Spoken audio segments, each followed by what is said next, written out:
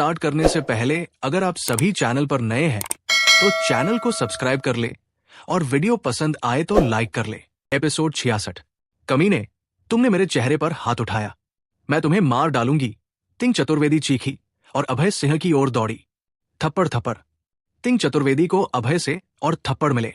अभय ने अपनी हथेलियां बढ़ाई और तिंग चतुर्वेदी के चेहरे पर लगातार 10 थप्पड़ मारे। उसका चेहरा लाल और सूजा हुआ हो गया। उसके बाल बिखर गए और वो स्तब्ध रह गई। तुमने मेरी बहन को मारा, तुम मरना चाहते हो। हर्ष चतुर्वेदी का चेहरा बदल गया जब उसने देखा कि उसकी बहन को मारा गया। उसने अपनी बाईं मुट्ठी कसी और अभय के सिर की ओर जोर से मुक्का मारा। उसने ताइक्वांडो की ट्रेनिंग ली थी। मुक्का मजबूत था और हवा को तेजी से काट रहा था। अभय ने अपनी बाईं टांग से हर्ष चतुर्वेदी के पेट पर लात मारी।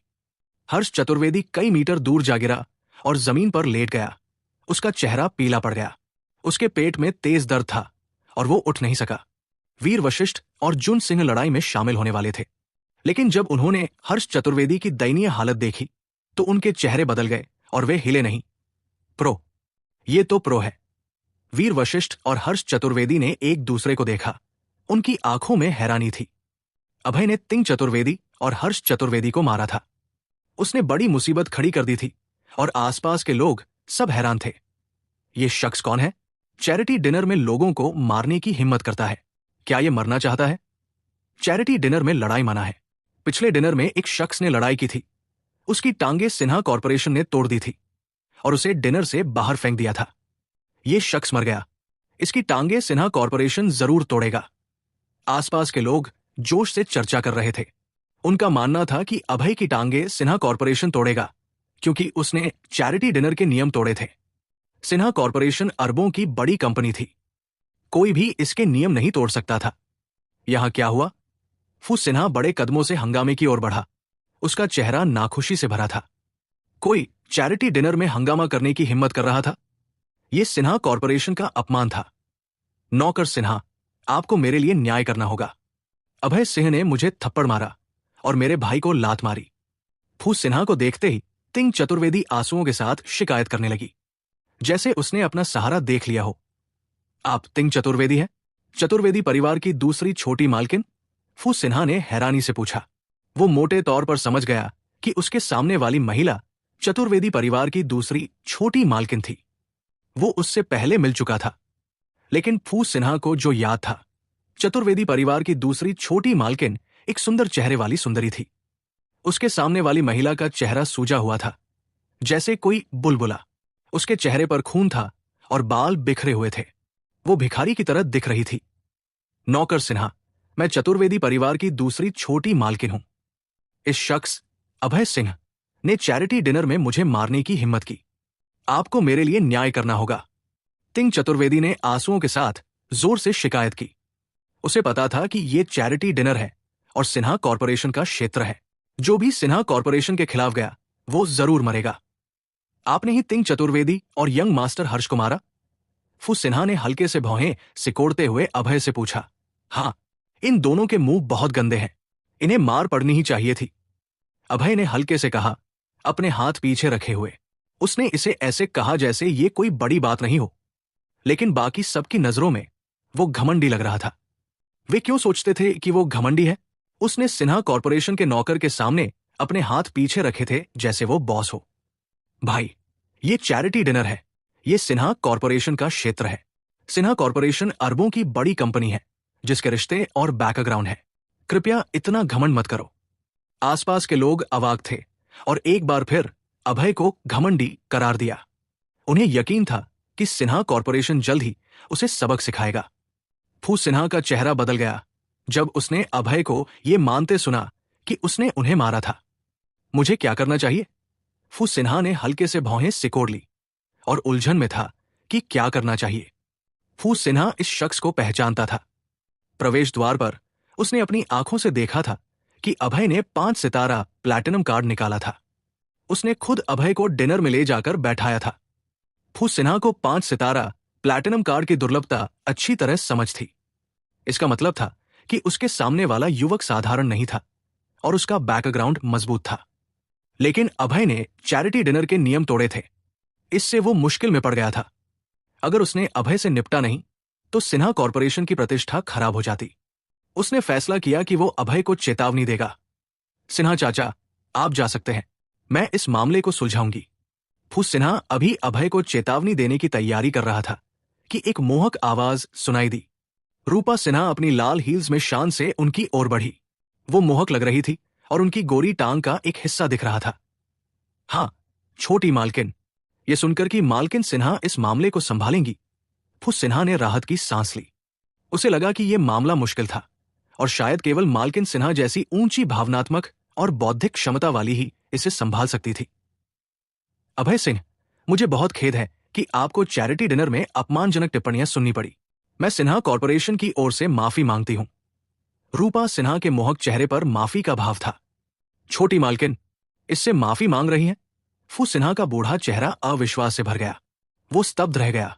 उसे पता था कि छोटी मालकिन सिन्हा बहुत घमंडी थी। वो अरबों की कंपनी की मालकिन थी और उनके रिश्ते नवद्वीप में थे। उनका परिवार बहुत प्रभावशाली था। उनके दादाजी देश के संस्थापक जनरल थे। लेकिन अब मालकिन उसके सामने वाले युवक से माफी मांग रही थी। फूस सिन्हा समझ नहीं पाया कि ये क्या हो रहा था। न केवल फूस सिन्हा हैरान था, आसपास के लोग भी अपने मुंह चौड़े करके स्तब्ध रह गए। उन्हें सिन्हा कॉरपोरेशन की ताकत अच्छे से पता थी। यहां तक कि अगर मेयर को यहां धमकाया जाता तो भी रूपा सिन्हा माफी नहीं मांगती।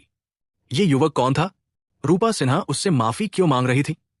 श्रीमती सिन्हा, यह आपकी गलती नहीं है। चैरिटी डिनर में कुछ कीड़े मकोड़ों का आना सामान्य है। अभय ने तिंग चतुर्वेदी और हर्ष चतुर्वेदी की ओर देखा और हल्के से कहा। इस पल में तिंग चतुर्वेदी और हर्ष चतुर्वेदी के चेहरे पीले और गुस्से से भरे थे। उन्होंने मूल रूप से चाहा था कि सिन्हा कॉरपोरेशन के लोग अभय को सबक सिखाएं, लेकिन ऐसा साफ तौर पर नहीं हो रहा था। सिन्हा कॉरपोरेशन के लोग साफ तौर पर अभय को खुश करना चाहते थे। इससे वे बहुत नाराज थे।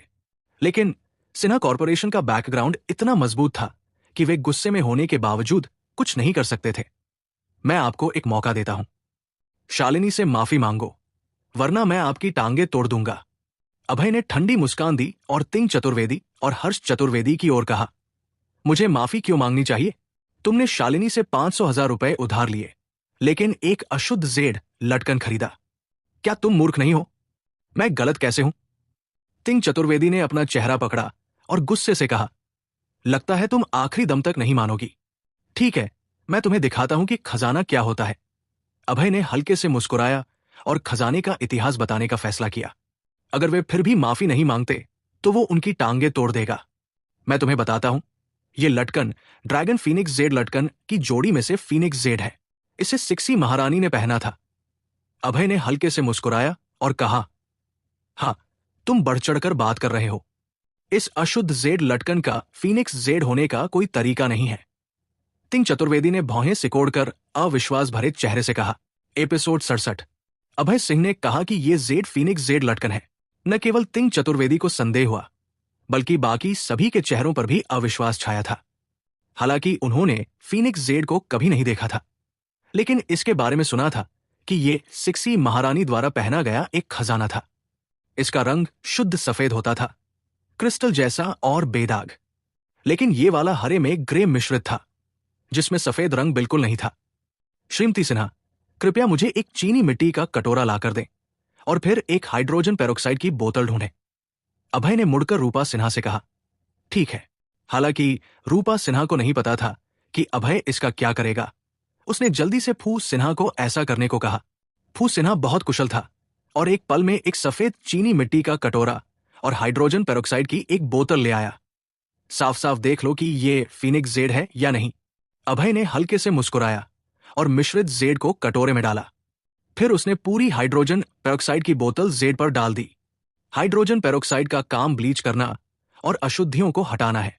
दूसरों की हैरान नजरों के बीच हरे और ग्रे की मिश्रित सतह छिलने लगी, जिससे अंदर का सफेद हिस्सा दिखाई देने लगा। 10 मिनट बाद हरे और ग्रे की सारी मिश्रित परत छिल गई और एक क्रिस्टल जेड लटकन सामने आया।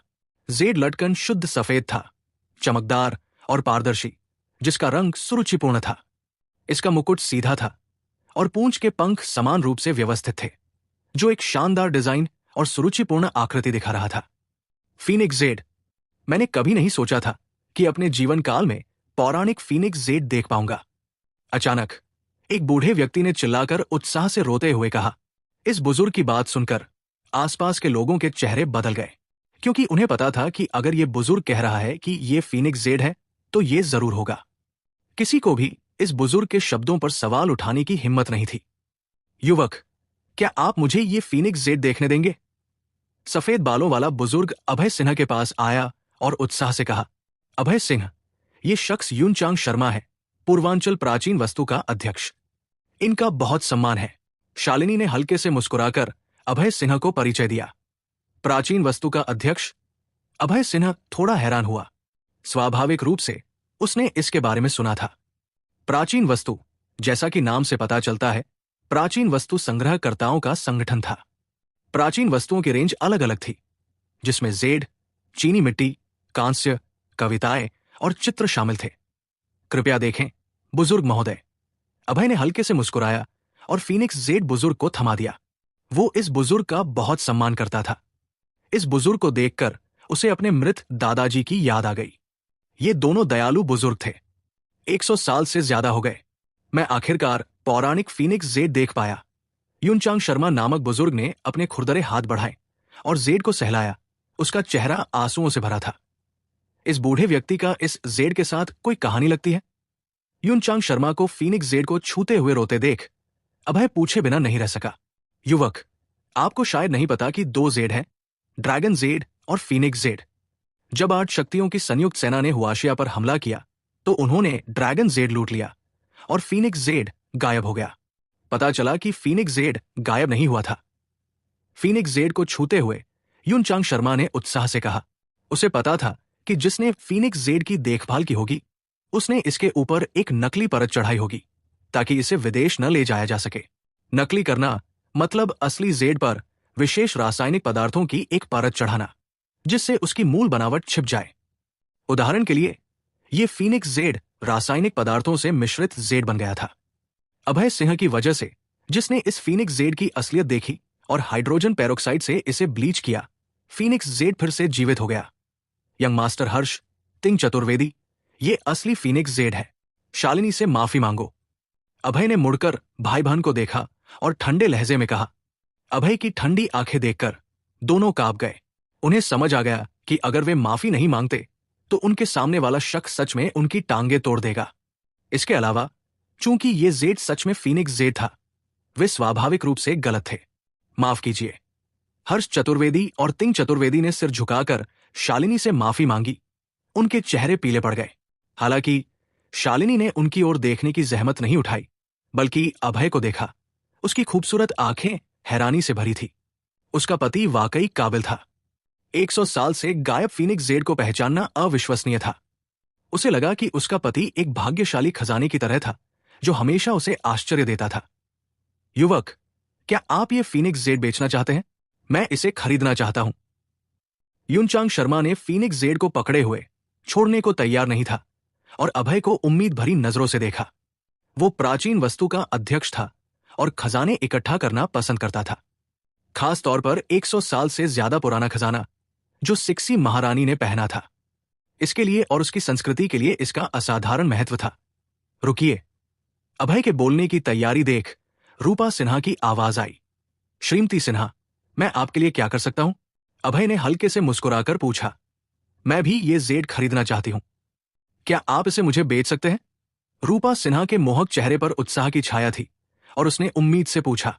इस जेड के टुकड़े ने 2 लोगों को प्रतिस्पर्धा में डाल दिया, प्राचीन वस्तु का अध्यक्ष और सिन्हा कॉरपोरेशन की सीईओ। श्रीमती सिन्हा, मैं जानना चाहता हूं कि आप ये जेड क्यों खरीदना चाहती हैं? स्वाभाविक रूप से यूनचांग शर्मा रूपा सिन्हा को जानता था। उसने हल्के से भौहें सिकोड़कर थोड़ी नाखुशी के साथ कहा। उसने साफ कर दिया था कि वो इसे खरीदना चाहता था, लेकिन रूपा सिन्हा इसमें शामिल हो रही थी, जिससे उसकी बेइज्जती हुई। अध्यक्ष शर्मा, मैं इसे अपने लिए नहीं खरीद रही, बल्कि अपने परिवार के एक बुजुर्ग के लिए। रूपा सिन्हा ने खेद के साथ मुस्कुराकर कहा। क्या आपके परिवार में कोई बीमार है? हाँ। ठीक है, मैं इसे आपको देता हूं। ये जेड वाकई लंबी उम्र और सेहत के लिए अच्छा है। ये जानकर कि रूपा सिन्हा इसे एक बुजुर्ग के लिए सच्ची संतान भक्ति के साथ खरीद रही थी, युनचांग शर्मा को इसके लिए प्रतिस्पर्धा करना बुरा लगा। आखिर वो इसे सिर्फ इकट्ठा करना चाहता था, क्योंकि 100 साल से ज्यादा पुराने खजाने को देखकर वो बहुत उत्साहित था। अभय सिंह, आप एक कीमत बता सकते हैं? रूपा सिन्हा ने मोहक ढंग से मुस्कुराया और अभय से कहा, अगर श्रीमती सिन्हा इसकी मदद से किसी की जान बचाना चाहती है तो मैं इसे आपको मुफ्त में दे दूंगा। अभय ने हल्के से मुस्कुराया और पैसे का जिक्र किए बिना इसे सीधे देने को तैयार था। युवक, क्या आप जानते हैं कि ये फीनिक्स जेड कितने का है? अभय को रूपा सिन्हा को जेड देने के लिए तैयार देख युनचांग शर्मा हैरानी से चिल्लाया, मुझे नहीं पता। अभय ने सिर हिलाया और कहा कि उसे नहीं पता। लड़के, ये फीनिक्स जेड कम से कम 10 मिलियन का है, तुम फिर भी इसे उसे देना चाहते हो? युनचांग शर्मा ने अभय को मजे लेते हुए देखा। इतनी हलचल के बाद इस युवक को फीनिक्स जेड की कीमत का बिल्कुल अंदाजा नहीं था। लेकिन सच कहें तो भले ही अभय को जेड की कीमत पता होती, वो फिर भी रूपा सिन्हा को मुफ्त में दे देता, क्योंकि इस महिला ने उसकी बहुत मदद की थी। न केवल उसे काली मुर्गी उधार दी, बल्कि अपना प्लैटिनम कार्ड भी दिया। स्वाभाविक रूप से वो उसका एहसान चुकाना चाहता था। एपिसोड 68। जैसा मैंने कहा, यह जेड का टुकड़ा रूपा सिन्हा को दिया जाएगा। चाहे 10 मिलियन हो या 20 मिलियन, ये एक जैसा ही है। अभय सिंह ने हल्के से मुस्कुराया और फिर भी जेड को रूपा सिन्हा को देना चाहता था। इस पल सभी ने अभय सिंह की ओर हैरानी भरी नजरें डाली। क्या यह शख्स कोई घनकुबेर है? 10 मिलियन को मुफ्त में दे देना भी उसे जरा नहीं हिलाता। क्या आप इतना शानदार दिखाना बंद कर सकते हैं? आप 10 मिलियन की परवाह न करें तो हम बाकी लोग भविष्य में कैसे अमीर बनने का दिखावा करेंगे? कुछ लोगों ने आंखें घुमाई। उनके चेहरे निराशा से भरे थे। आपके दयालुता के लिए धन्यवाद, लेकिन आपने इसके लिए पैसे भी दिए हैं। मैं इसे मुफ्त में नहीं ले सकती। इस बैंक कार्ड में 10 मिलियन है, इसे ले। रूपा सिन्हा ने एक बैंक कार्ड निकाला और जिद करके अभय सिंह के हाथ में थमा दिया। अभय सिंह ने कुछ बार मना किया, लेकिन रूपा सिन्हा ने पैसे देने पर जोर दिया, वरना वो जेड नहीं लेती। आखिरकार उसे 10 मिलियन स्वीकार करने पड़े। चैरिटी डिनर खत्म हो गया और सभी लोग चले गए। अभय सिंह और शालिनी गुप्ता डिनर हॉल से निकले और गेट पर जय जैन से मिले। अभय सिंह को जय जैन के प्रति सकारात्मक भावनाएं थी। हालांकि वो थोड़ा नखरे वाला और कमजोर लगता था, लेकिन वो वफादार किस्म का शख्स दिखाई देता था। यंग मास्टर जय, मुझे अपना फोन नंबर दे। अभय सिंह जय जैन के पास आया और कहा। उसने नंबर इसलिए मांगा क्योंकि वो उसकी मदद करना चाहता था। 37। ये मेरा नंबर है। भाई, आप बहुत मजबूत हैं। आपने यंग मास्टर हर्ष को लात मारी। बहुत शानदार। मैं आपको डिनर पर ले जाऊंगा। हल्की मुस्कान के साथ जय जैन ने अंगूठा दिखाया। उसकी आंखें प्रशंसा से भरी थी। आखिर हर्ष चतुर्वेदी पूर्वांचल शहर के 4 यंग मास्टर्स में से एक था और बहुत शक्तिशाली था। उसके सामने वाला शख्स हर्ष चतुर्वेदी को लात मार चुका था। यह सच होने से भी ज्यादा शानदार था। यंग मास्टर जय 5। ये मेरा नंबर है, इसे रखें। बाद में मुझे फोन करें ताकि मैं आपकी नन्ही समस्या का हल कर सकूं। अभय सिंह ने उसके कंधे पर थपकी दी और धीरे से सिर्फ उनके सुनने लायक आवाज में कहा, क्या आप मेरे नन्हे भाई को ठीक कर सकते हैं? जय जैन का मुंह चौड़ा हो गया। उसका चेहरा हैरानी से भरा था। आखिर उसकी छोटी साइज और नपुंसकता की समस्या गर्भ में चोट की वजह से थी और इसे ठीक करना मुश्किल था। जय जैन ने कई मशहूर विशेषज्ञों और डॉक्टरों से मुलाकात की थी, लेकिन सारी कोशिशें बेकार गई थी।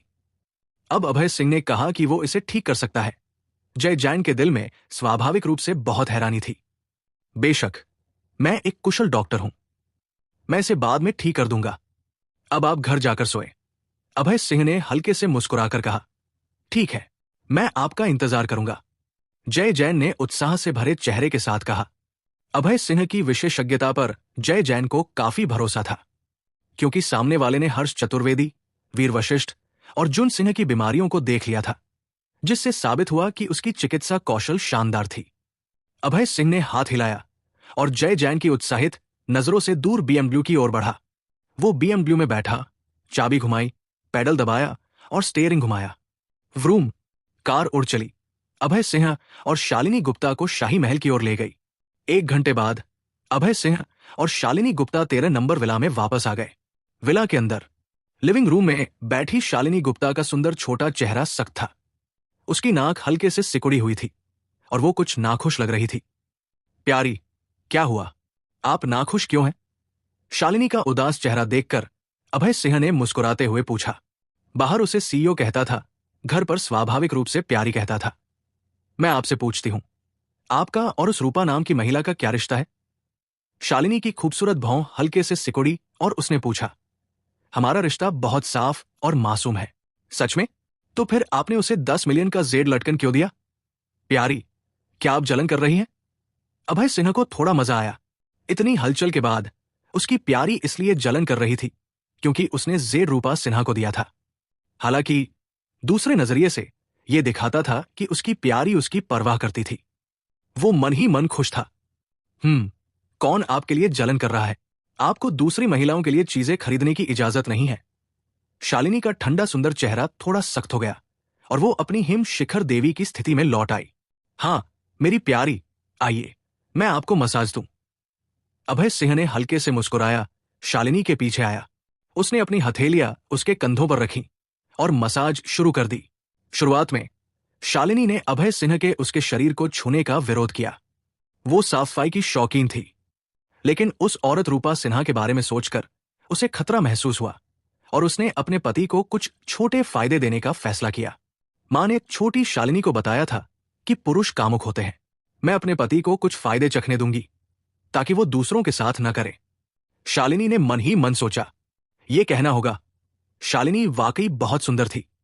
उसका सुंदर चेहरा, बर्फ जैसी सफेद त्वचा, सुंदर आकृति और मुलायम कंधे।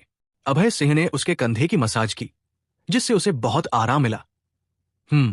थोड़ा हल्के से। शालिनी का चेहरा लाल हो गया और उसने मोहक ढंग से कहा। यह सुनकर अभय सिंह ने थोड़ा ढीला किया, धीरे और हल्के से मसाज करने लगा, थोड़ा जोर से। शालिनी को लगा कि उसकी ताकत थोड़ी कम थी और उसने थोड़ा जोर लगाने को कहा। प्यारी, मैं थोड़ा और जोर लगाऊंगा। अभय सिंह ने हल्के से मुस्कुराया और थोड़ा ज्यादा दबाव डाला। शालिनी बहुत मासूम थी। उसने थोड़ा जोर से के दोहरे मतलब को नहीं समझा। अच्छी खुशबू आ रही है। अभय सिंह ने शालिनी की मसाज करते हुए उसके शरीर की अनोखी खुशबू को सूंघा और इसे बहुत आनंददायक पाया। शालिनी को भी उंगलियों की मसाज बहुत पसंद आई। उसने अपनी आंखें बंद की। उसका सुंदर चेहरा लाल हो गया और उसके शरीर में गर्मी की एक धारा बहने लगी। प्यारी, क्या मैं आज रात आपके कमरे में सो जाऊं? शालिनी को मसाज से बहुत आराम मिलते देख अभय सिंह ने लोहा गर्म होने पर हथौड़ा मारने का फैसला किया। शालिनी ने हल्के से गुंजन किया। उसे बिल्कुल नहीं सुनाई दिया कि अभय क्या कह रहा था। प्यारी, आप बहुत अच्छी हैं। मेरे साथ सोने को तैयार हो गई। अभय सिंह ने खुशी से कहा। कौन आपके साथ सो रहा है? शालिनी ने अपनी खूबसूरत आंखें खोली और हल्के से कहा। प्यारी, आपने अभी कहा था कि आप मेरे साथ एक कमरे में सोएंगी। क्या आप अपने शब्दों से मुकर रही हैं? अभय सिन्हा थोड़ा असंतुष्ट था। शालिनी ने अभी हम की आवाज निकाली थी, जिसका मतलब था कि वो उसके साथ एक कमरे में सोने को तैयार थी।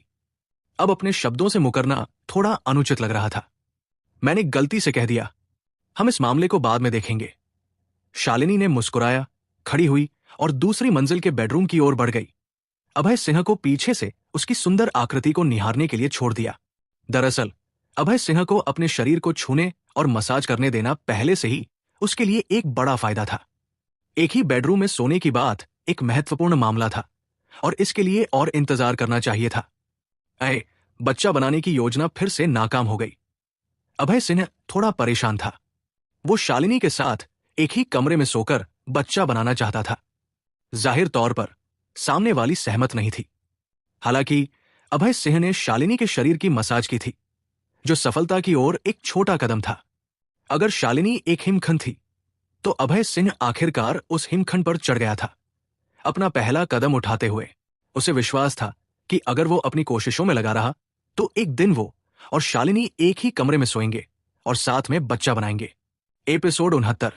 दूसरा दिन था। मौसम बादल छाया हुआ था और आकाश उदास ग्रे रंग का था, जैसे बारिश होने वाली हो। अभय सिंह ने उबासी ली और कपड़े पहने।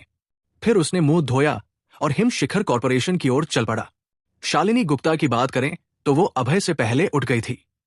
वो 1 घंटे पहले ही गाड़ी लेकर काम पर चली गई थी। दोनों के बीच एक समझौता था कि वे काम पर अपने रिश्ते को जाहिर नहीं करेंगे, इसलिए उन्हें हमेशा अलग अलग काम पर जाना पड़ता था। बड़े भाई अभय, आप आखिरकार काम पर आए। जैसे ही अभय सिंह काम पर पहुंचा, एक कुरकुरी आवाज ने शिकायत की। उसने मुड़कर देखा। उसके पीछे श्यामली वर्मा खड़ी थी। उसने आज सफेद शर्ट पहनी थी। उसका हल्का नीला सूट उसके पपीते के आकार के सीने को ऊपर की ओर धकेल रहा था, जैसे वे बाहर उछलने को तैयार हों। उसके प्यारे चेहरे पर नाराजगी की एक झलक थी। अभय के 2 दिन तक काम पर न आने से वो बहुत नाखुश थी। उसके दिल में वो स्वाभाविक रूप से अभय को हर दिन देखना चाहती थी। अगर वो एक दिन भी उसे न देखे तो ऐसा लगता था जैसे उसके दिल से कुछ गायब हो गया हो और उसका पूरा शरीर दुखने लगे। श्यामली, मुझे माफ कर दे, इन दिनों कुछ काम था, अभय ने हल्के से मुस्कुराकर समझाया। बड़े भाई अभय, अगर आप भविष्य में काम पर ना आए तो मुझे फोन करके छुट्टी लेना याद रखें। आप बिना वजह काम से गायब नहीं हो सकते। श्यामली वर्मा स्वाभाविक रूप से ये नहीं मानती थी कि वो अभय को देखना चाहती थी, इसलिए उसे काम का बहाना बनाना पड़ा। वो निश्चित रूप से बेशर्म नहीं थी। समझ गया श्यामली, अगली बार मैं आपको जरूर बताऊंगा। अभय ने श्यामली वर्मा के हाथों में दूध और ब्रेड देखा। उसका पेट भूख से भर गया। उसने अभी तक नाश्ता भी नहीं किया था। बड़े भाई अभय, लें, आप इसे नाश्ते के लिए खा सकते हैं। श्यामली वर्मा ने अभय की आंखों का भाव देखा और अनुमान लगाया कि उसने अभी तक खाना नहीं खाया, इसलिए उसने अपने हाथों में नाश्ता उसे दे दिया। श्यामली, अगर मैं इसे खा लूं तो आप क्या खाएंगी? मैं पहले ही खा चुकी हूं। बड़े भाई अभय, आप खा लें। धन्यवाद छोटी बहन श्यामली। अभय ने शुक्रिया कहा, फिर दूध और ब्रेड लिया और खाने लगा। लेकिन उसने इस बात पर ज्यादा ध्यान नहीं दिया कि दूध के डिब्बे में पहले से स्ट्रॉ डाला हुआ था। उसने स्ट्रॉ को मुंह में लिया और चूसना शुरू कर दिया। दूध डीलक्स दूध था। यह मीठा था और बहुत अच्छा स्वाद दे रहा था। अभय को अपना दूध पीते देख श्यामली वर्मा का चेहरा लाल हो गया। वो थोड़ी शर्मिंदा थी। उसे अचानक याद आया कि उसने अभी उस दूध के डिब्बे में स्ट्रॉ डाला था और कुछ पिया भी था। तो क्या इसका मतलब यह नहीं कि उसके होंठ उस स्ट्रॉ को छू चुके थे और अब वो स्ट्रॉ अभय के मुंह में था? उन्होंने अप्रत्यक्ष रूप से चूम लिया था। अप्रत्यक्ष चुंबन। इस बारे में सोचकर श्यामली वर्मा बहुत शर्मिंदा हुई और उसका दिल तेजी से धड़कने लगा। अभय सिंह दूध पीने में मगन था, इसलिए उसने श्यामली वर्मा के चेहरे के भावों पर ध्यान नहीं दिया। नाश्ता खत्म करने के बाद अभय सिंह टेबल नंबर 9 पर काम शुरू करने के लिए चला गया। अब मेरे पास भी क्लाइंट है। अभय सिंह कुर्सी पर बैठा और बहुत खुश था। वो कंपनी में कुछ दिन से था और उसके पास एक भी क्लाइंट नहीं था। इससे सेल्स डिपार्टमेंट में कई लोग उसका मजाक उड़ाते थे और उसे भी थोड़ी शर्मिंदगी होती थी। लेकिन अब बात अलग थी। उसके पास भी एक क्लाइंट था और वो एक बड़ा क्लाइंट था, रूपा सिन्हा। शालिनी गुप्ता पहले ही सहमत हो चुकी थी कि अभय सिंह हिम शिखर कॉरपोरेशन और सिन्हा कॉरपोरेशन के बीच सहयोग के लिए पूरी तरह जिम्मेदार होगा। उसे बस अपनी पूरी कोशिश करके बड़े क्लाइंट रूपा सिन्हा पर काम करना था। अभय सिंह ने सिन्हा कॉरपोरेशन की जानकारी निकाली और पढ़ना शुरू किया। उनके साथ साझेदारी करने के लिए उसे पहले उन्हें समझना जरूरी था। उसने नहीं देखा होता तो नहीं पता चलता, लेकिन अब देखने के बाद वो हैरान था। ये सिन्हा कॉरपोरेशन एक विशालकाय थी। उनकी कीमत $1 अरब से ज्यादा थी और उनका हाथ होटलों, रियल एस्टेट, ज्वेलरी, नीलामी घरों आदि में था। देश में सिन्हा कॉरपोरेशन की 1 दर्जन से ज्यादा सहायक कंपनियां थी। पूर्वांचल शहर में सिन्हा कॉरपोरेशन सिर्फ एक सहायक कंपनी थी, क्योंकि पूर्वांचल शहर में सिन्हा कॉरपोरेशन की सहायक कंपनी हाल ही में शुरू हुई थी। इसलिए रूपा सिन्हा खुद इसे संभाल रही थी और कंपनी को विकसित करने में मदद कर रही थी। पूर्वांचल शहर सिन्हा कॉरपोरेशन का एक प्रमुख विकास लक्ष्य था। अभय सिंह ने सिन्हा कॉरपोरेशन की जानकारी पढ़ना खत्म किया और फिर उसे रूपा सिन्हा और उनकी कंपनी की स्पष्ट समझ हो गई। अनजाने में दोपहर हो चुकी थी। अभय सिंह खड़ा हुआ और श्यामली वर्मा को साथ खाने के लिए बुलाने वाला था, लेकिन उसे श्यामली वर्मा नहीं मिली। आसपास पूछने पर पता चला कि श्यामली वर्मा एक क्लाइंट के साथ बाहर गई थी। जब से श्यामली वर्मा मैनेजर पद पर प्रमोट हुई थी, उसके क्लाइंट्स की संख्या में भारी बढ़ोतरी हुई थी। वो बहुत व्यस्त हो गई थी और हर दिन उसके पास बहुत काम था। क्योंकि श्यामली वर्मा नहीं मिली, अभय सिंह को अकेले कैंटीन में खाने जाना पड़ा। वो कैंटीन की ओर लुढ़कता हुआ गया और अचानक उसकी नजर ठहर गई और उसने एक परिचित को देखा। वहां एक मेज पर एक सुंदर महिला बैठी थी। इस महिला का चेहरा, नाक और आंखें सुंदर थी। हल्का नीला बिजनेस सूट उसके पतले शरीर को पूरी तरह लपेटे हुए था। उसकी टांगें पतली और लंबी थी, जो लोगों को छूने का मन करता था। देवी, ये एक खूबसूरत देवी थी। अरे सुंदरी, बहुत दिनों बाद मिले। अभय सिन्हा लंबे बालों वाली लड़की के पास गया और मुस्कुराते हुए इशारा किया। अरे, ये आप है? हाँ, बहुत दिनों बाद मिले। लंबे बालों वाली लड़की के सुंदर चेहरे पर अभय सिन्हा को देखकर उत्साह का भाव उभरा और अभय सिंह ने उसे सुंदरी कहकर पुकारा, जिससे वो थोड़ा शर्मा गई। मुझे सुंदरी मत कहें, मुझे डायरेक्टर शर्मा कहें। लंबे बालों वाली लड़की कोई और नहीं, प्रिया शर्मा थी। वो अभय सिंह की बॉस भी थी, सेल्स डिपार्टमेंट की डायरेक्टर। आपको डायरेक्टर शर्मा कहना बहुत अजीब लगता है। हम दोनों का कुछ न कुछ नाता है, तो मैं आपको सुंदरी कहूंगा। सुंदरी कहना अच्छा नहीं लगता। आप मुझे मिस शर्मा क्यों नहीं कहते? ठीक है मिस शर्मा, कुछ दिनों में नहीं देखा और आप और सुंदर हो गई। अभय सिंह ने उसे मिस शर्मा कहकर पुकारा और उसकी तारीफ की। वो इस खूबसूरत देवी के लिए बहुत आभारी था, जिसने उसे कंपनी में आने में मदद की थी। बातें बनाने में माहिर प्रिया शर्मा ने अभय सिंह को देखा। उसका चेहरा शर्मिंदगी दिखा रहा था। एक पुरुष द्वारा सुंदर कहलाना बेशक उसे खुश करता था। झूठ बोलने के हजारों लाखों तरीके हो सकते हैं और पकड़े जा सकते हैं, लेकिन एक महिला की तारीफ करना कभी पकड़ा नहीं जाता। हर महिला सुंदर होना पसंद करती है और उन्हें दूसरों से सुंदर कहा जाना अच्छा लगता है। अभय सिंह की यह तारीफ ने प्रिया शर्मा को बहुत आराम दिया। मिस शर्मा, आप हाल ही में कहा गई थी, मैंने आपको बहुत दिनों से नहीं देखा। क्या आप मुझे इसलिए मिस कर रहे हैं क्योंकि आपने मुझे हाल में नहीं देखा? बेशक मैं आपको मिस कर रहा हूं। मैं तो सपनों में भी आपको देखना चाहता हूं। सच में, कल रात मैंने आपका सपना देखा। अभय सिंह ने हंसते हुए कहा। वो महिलाओं को मनाने में माहिर था। कुछ ही वाक्यों में उसने प्रिया शर्मा को हंसने पर मजबूर कर दिया। मैं इन दिनों बहुत व्यस्त थी।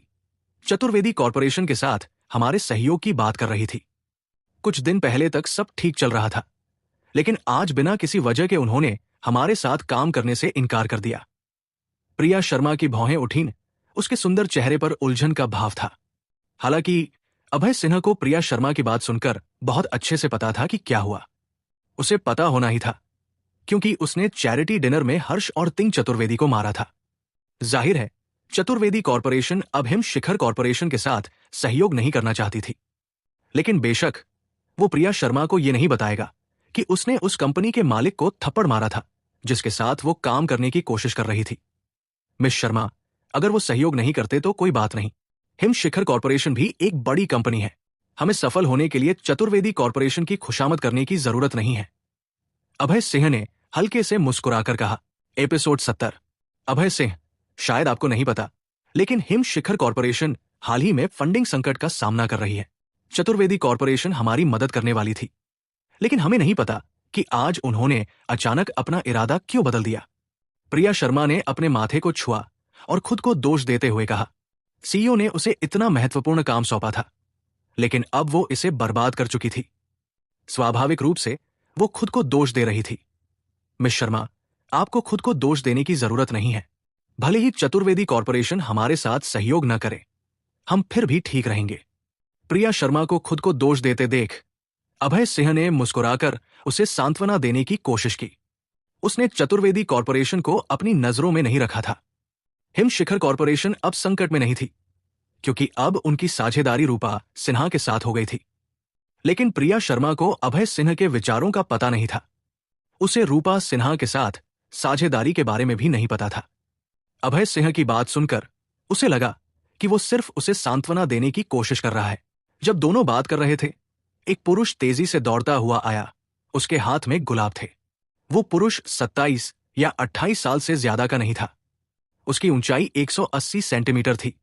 उसकी पीठ बाघ की तरह मजबूत और कमर भालू की तरह मोटी थी। कुल मिलाकर वो बहुत हैंडसम था। ये साफ था कि उस पुरुष का निशाना प्रिया शर्मा थी। लेकिन अभय सिन्हा को जो हैरानी हुई वो ये थी कि प्रिया शर्मा ने इस पुरुष को देखते ही अपने सुंदर चेहरे को ठंडा कर लिया। वो साफ तौर पर नाखुश थी। प्रिया, ये गुलाब मैंने तुम्हारे लिए खरीदे हैं। वो पुरुष प्रिया शर्मा के पास आया और गुलाब उसे देते हुए जोश से बोला। किरण, क्या मैंने पहले नहीं कहा था? मुझे परेशान करना बंद करो, उसने गुस्से से कहा। प्रिया शर्मा का चेहरा थोड़ा बदल गया और उसका सीना ऊपर नीचे होने लगा।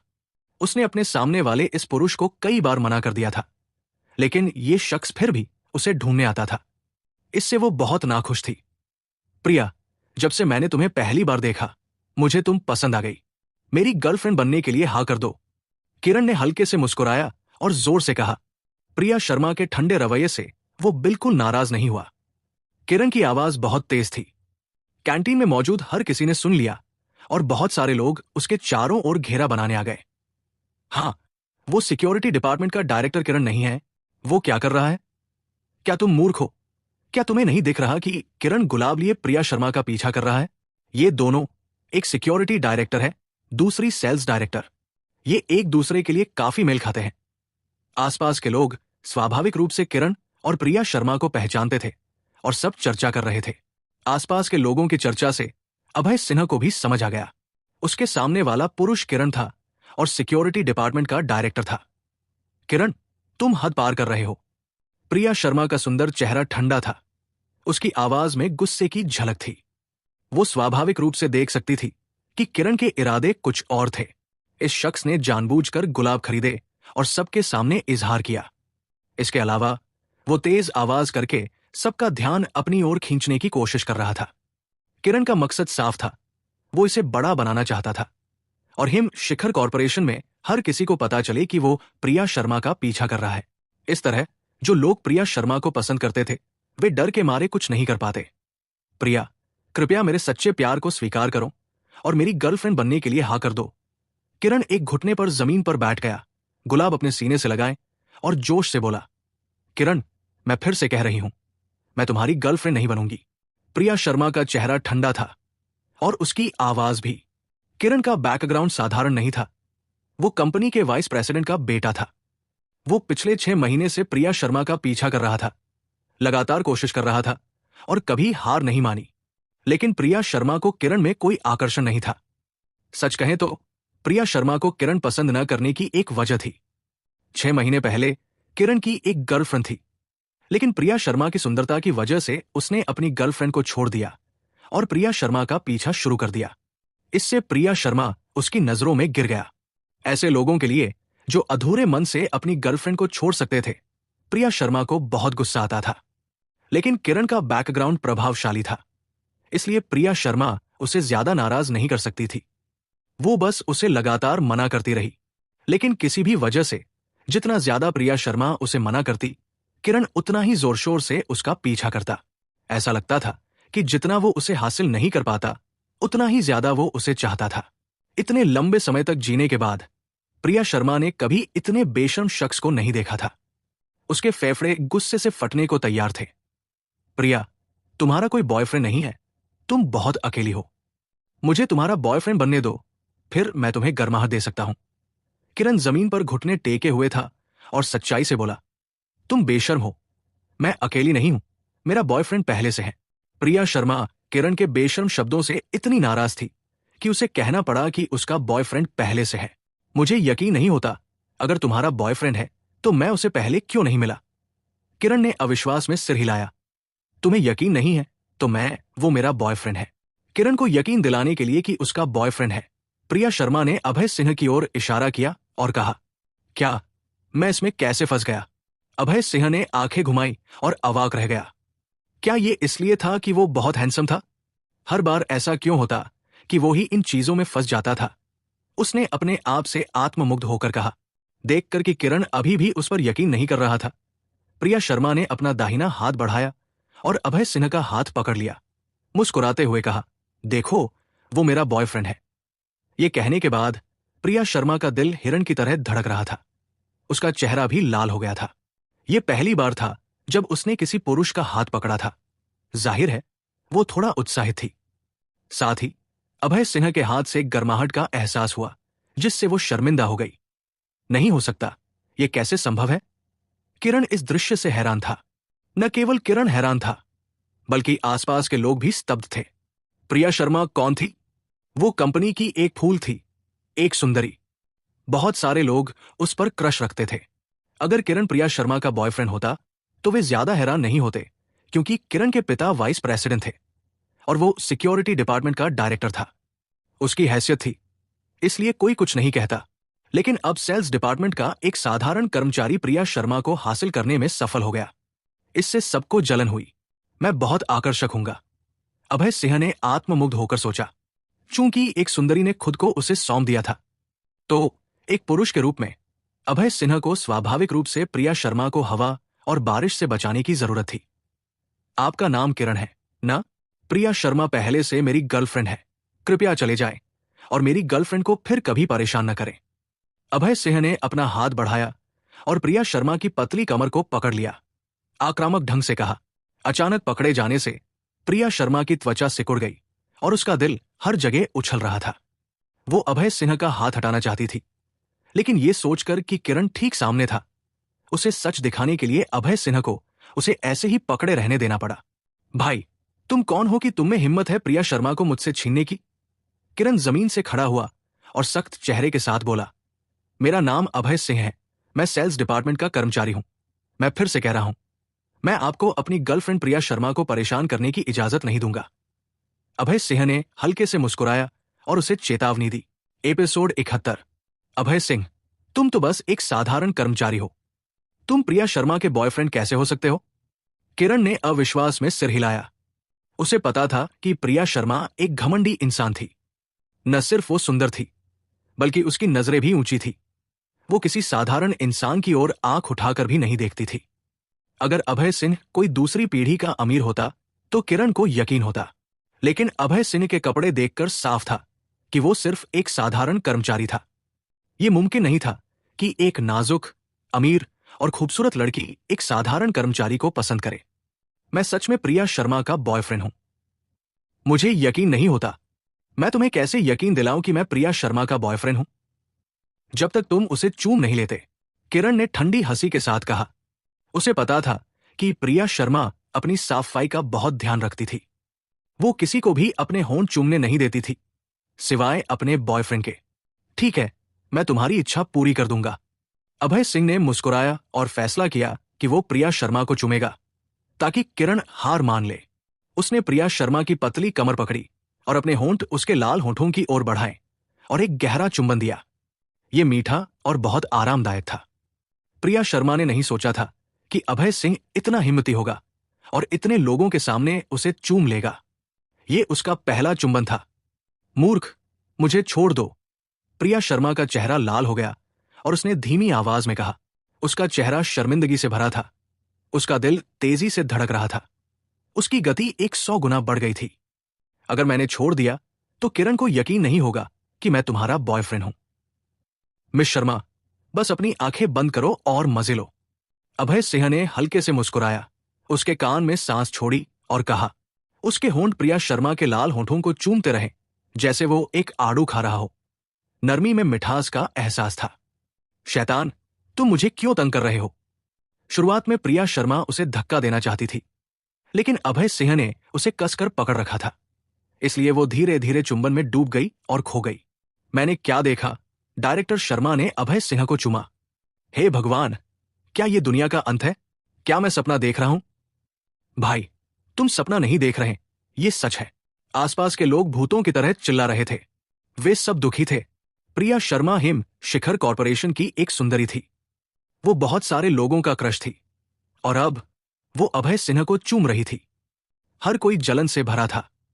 चुंबन बहुत सहज और स्वाभाविक रूप से हुआ और दोनों इसमें डूब गए। मिस शर्मा, तुम्हारा मुंह बहुत मीठा है। अभय सिंह ने अपने होंठ छोड़े और हंसते हुए कहा। मूर्ख, तुम ये बातें जोर से कहते हो। अभय सिंह के मजाक को सुनकर प्रिया शर्मा का शरीर कांप गया। उसका चेहरा शर्मिंदगी से लाल हो गया, जैसे कोई शर्मीला गुलाब। वो अनिर्वचनीय रूप से सुंदर थी। दोनों को चूमते देख किरण का चेहरा बदल गया और उसकी आंखों में ठंडी चमक आई।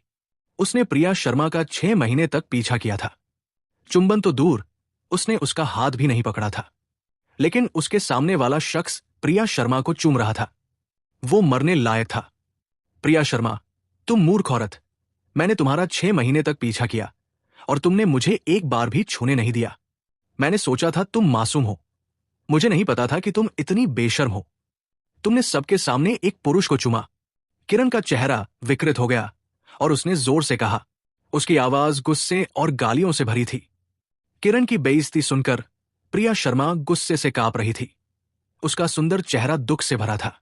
उसे मूल रूप से लगा था कि किरण एक सज्जन है। उसे नहीं पता था कि वो इतना बेशर्म होगा और सबके सामने उसका अपमान करेगा। किरण, तुम बेशर्म हो। तुम ही वो हो जो हर वक्त गलत सोच रखता है। प्रिया शर्मा का सुंदर चेहरा ठंडा था और उसने गुस्से से कहा, मूर्ख औरत, तुमने इस हारे हुए को चूमा। एक दिन मैं तुम्हें जरूर सबक सिखाऊंगा। किरण का चेहरा विकृत था और उसने गुस्से से कहा, उसके सारे शब्द बेहद असभ्य थे। अपना मुंह साफ रखो। किरण को न सिर्फ प्रिया शर्मा की बेइज्जती करते सुनकर, बल्कि अपनी भी। अभय सिन्हा को गुस्सा आ गया। उसकी आंखों में ठंडी चमक उभरी। मैं सिक्योरिटी डिपार्टमेंट का डायरेक्टर हूं। मेरा पिता वाइस प्रेसिडेंट है। तुम, एक गरीब हारा हुआ, मेरे खिलाफ जाने की हिम्मत करता है? क्या तुम यहां काम नहीं करना चाहते? किरण का चेहरा सख्त था। उसकी आवाज धमकियों से भरी थी। मिस शर्मा, मुझे माफ करें। यह सब मेरी गलती है। किरण की बेइज्जती का सामना करते हुए अभय सिंह ने अचानक प्रिया शर्मा से माफी मांगना शुरू कर दिया। प्रिया शर्मा के चेहरे पर बहुत उलझन थी। उसने पूछा, आप मुझसे माफी क्यों मांग रहे हैं? मिस शर्मा, उस दिन मुझे किरण को दीवार पर छोड़ देना चाहिए था, लेकिन मैंने गलती से उसे पानी की गुफा में छोड़ दिया और उसे बड़ा होने के बाद तुम्हारा अपमान करने दिया। इसके लिए मुझे बहुत खेद है। अभय सिंह ने भौहें सिकोड़ ली। उसका चेहरा पछतावे से भरा था। पुछ। अभय सिंह की बात सुनकर प्रिया शर्मा हंस पड़ी। ये अभय सिंह बहुत शैतान था। किरण को इतने अनोखे तरीके से गाली दे रहा था। उसे गाली देने की भी जरूरत नहीं पड़ी। आसपास के लोग भी हंस रहे थे। अभय सिन्हा बहुत तीखा था। यह कहकर कि वो किरण का पिता है, यह गाली देने का सबसे ऊंचा स्तर था। उसे दीवार पर छोड़ देना? ऐसा गाली देने वाला अद्भुत इंसान कौन हो सकता है? बहुत सारे लोग अभय सिंह को प्रशंसा की नजरों से देख रहे थे। अभय सिंह, तुम मरना चाहते हो। किरण ने भी स्वाभाविक रूप से समझ लिया कि वो क्या कह रहा था। वो अचानक बहुत गुस्से में आ गया क्योंकि उसकी तुलना एक शुक्राणु से की जा रही थी। किरण, कृपया अपनी मां से मेरी ओर से कह देना कि मुझे पछतावा है। मुझे बाहर निकाल लेना चाहिए था, बजाय इसके कि तुम्हें बाहर आने देकर दूसरों को नुकसान पहुंचाने दिया। अभय सिंह ने हल्के से मुस्कुराया। उसके कहे शब्द बेहद ताकतवर थे, जिसने आसपास के लोगों को पूरी तरह हैरान कर दिया। तुम सच में अपनी मौत को बुला रहे हो? किरण का चेहरा विकृत था। वो अभय सिन्हा के शब्दों से गुस्से से लगभग मर ही गया था। उसे पता था कि अगर उसे और 20 साल भी दिए जाएं, तब भी वो अभय सिन्हा के गाली देने के स्तर तक नहीं पहुंच सकता था। चूंकि वो शब्दों से नहीं जीत सकता था, तो वो इसे शारीरिक रूप से हल करेगा। हां, किरण ने गुस्से से चिल्लाया और अपनी मुट्ठियां लहराई। उसकी मुट्ठी ने आकाश में एक वक्र बनाया और अभय सिन्हा के सिर की ओर जोर से मारी। सावधान। प्रिया शर्मा का चेहरा बदल गया और उसने चिल्लाकर कहा। इस वक्त प्रिया शर्मा बहुत चिंतित थी। उसे पता था कि किरण सिक्योरिटी डिपार्टमेंट का डायरेक्टर था और ताइक्वांडो में लेवल 4 का मास्टर था। उसे बहुत चिंता थी कि अभय सिन्हा को चोट लग जाएगी। लेकिन प्रिया शर्मा और भीड़ को जो हैरानी हुई वो ये थी कि अभय सिन्हा अपने हाथ पीठ के पीछे रखे बिना हिले डुले खड़ा रहा। उसे किरण की मुट्ठी की परवाह नहीं थी, जैसे वो मुट्ठी मौजूद ही न हो। चूंकि तुम अपनी मौत मांग रहे हो, तो मैं तुम्हारी इच्छा पूरी कर दूंगा। अभय सिंह ने ठंडी हंसी हंसी। उसने अचानक अपनी दाहिनी टांग को बिजली की तरह तेजी से बाहर निकाला और ये किरण के पेट के हिस्से से टकराई। किरण का शरीर एक गोली की तरह था। वो तुरंत उड़ गया और जमीन पर जोर से गिरा। उसे अपने पूरे शरीर में दर्द महसूस हुआ और वो एक भी अंग नहीं हिला सका। एक लात और किरण हार गया। प्रिया शर्मा ने अपने लाल होठों को ढका। उसका सुंदर चेहरा हैरानी से भरा था। किरण सिक्योरिटी का डायरेक्टर था और वो एक लात से हार गया। अभय सिंह इतना मजबूत था, आसपास के बाकी लोगों का मुंह चौड़ा हो गया और वो अभय सिन्हा को हैरानी से देख रहे थे। वे उस ताकतवर लात से भी हैरान थे। एपिसोड 72। अभय सिंह, चलो। किरण की दयनीय हालत देखकर प्रिया शर्मा का चेहरा बदल गया। अभय सिन्हा का हाथ पकड़कर उसने जल्दी से कैंटीन से बाहर निकल लिया। उसे पता था कि किरण का पिता कंपनी का वाइस प्रेसिडेंट है और अपने बेटे की बहुत हिफाजत करता है। अभय सिंह सिर्फ सेल्स डिपार्टमेंट का एक साधारण कर्मचारी था। वाइस प्रेसिडेंट को नाराज करना उसके लिए मुसीबत बन सकता था।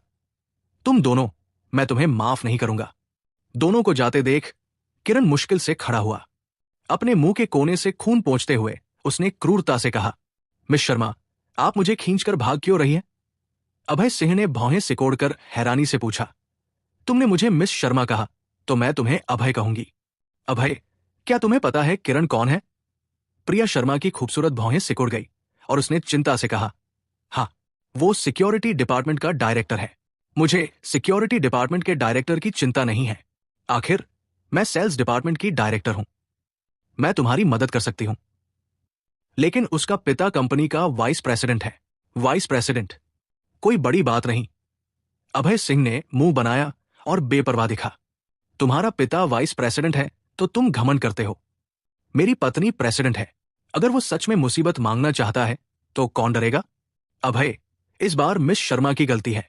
मैंने तुम्हें मुसीबत में डाल दिया। प्रिया का सुंदर चेहरा पछतावे से भरा था।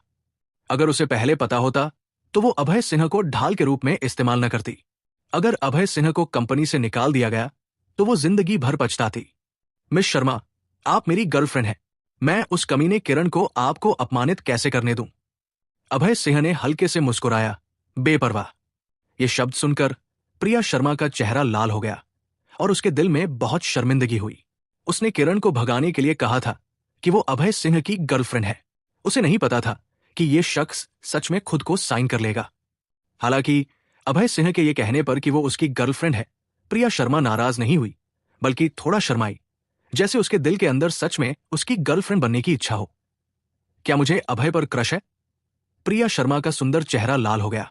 उसे नहीं पता था कि उसे अभय सिन्हा पर क्रश है या वो उसे पसंद करती है। संक्षेप में, ये एक मीठा और शर्मीला एहसास था।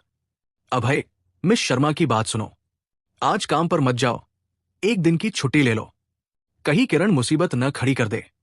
अपने दिल की शर्मिंदगी को दबाते हुए प्रिया शर्मा ने धीरे से कहा, मिस शर्मा, चिंता मत करो। हिम शिखर कॉरपोरेशन में कोई मुझे निकाल नहीं सकता। अभय सिंह ने मुस्कुराया और आत्मविश्वास से कहा। हालांकि वो आत्मविश्वास से भरा था, प्रिया शर्मा अभी भी बहुत चिंतित थी। आखिर उसे अभय सिंह और शालिनी गुप्ता के रिश्ते के बारे में नहीं पता था। ठीक है मिस शर्मा, मैं काम पर जा रहा हूं। अभय सिंह ने हाथ हिलाया प्रिया शर्मा को अलविदा कहकर और सेल्स डिपार्टमेंट में काम पर लौट गया। प्रिया शर्मा की चेतावनी की उसे परवाह नहीं थी। उसकी नजरों में किरण सिर्फ एक चींटी था जिसे वो कभी भी कुचल सकता था। सेल्स डिपार्टमेंट में आकर अभय सिन्हा को लगा कि लोग अजीब व्यवहार कर रहे थे। उसे दूर से देखते ही सब उससे बचने लगे। सेल्स डिपार्टमेंट के लोग पहले अभय सिन्हा को नमस्ते करते थे, पूछते थे कि क्या उसने खाना खाया। अब उसे देखते ही वे प्लेग की तरह उससे बचते थे। क्या मैं इतना डरावना हूं? अभय सिंह ने आंखें घुमाई, अवाक। भाई, तुम डरावने नहीं हो, लेकिन किरण को मारना डरावना है। सेल्स डिपार्टमेंट के लोगों को किरण की पहचान पता थी। वो वाइस प्रेसिडेंट का बेटा था। किरण को मारने के बाद अभय सिन्हा को जरूर निकाल दिया जाएगा।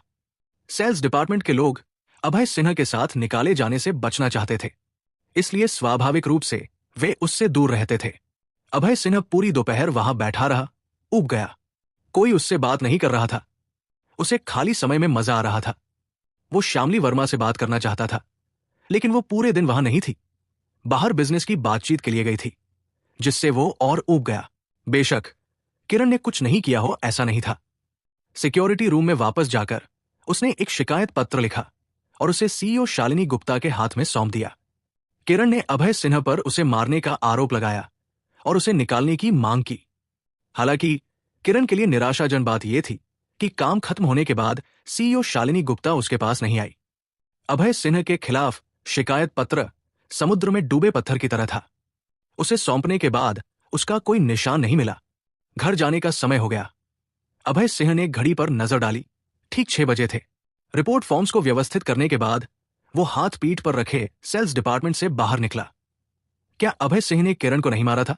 फिर वो दोपहर को ठीक कैसे रहा और उसे निकाला क्यों नहीं गया? सेल्स डिपार्टमेंट के लोग चर्चा कर रहे थे, हैरान और उलझन में। अभय सिंह जैसे ही बिल्डिंग से बाहर निकला, बारिश शुरू हो गई।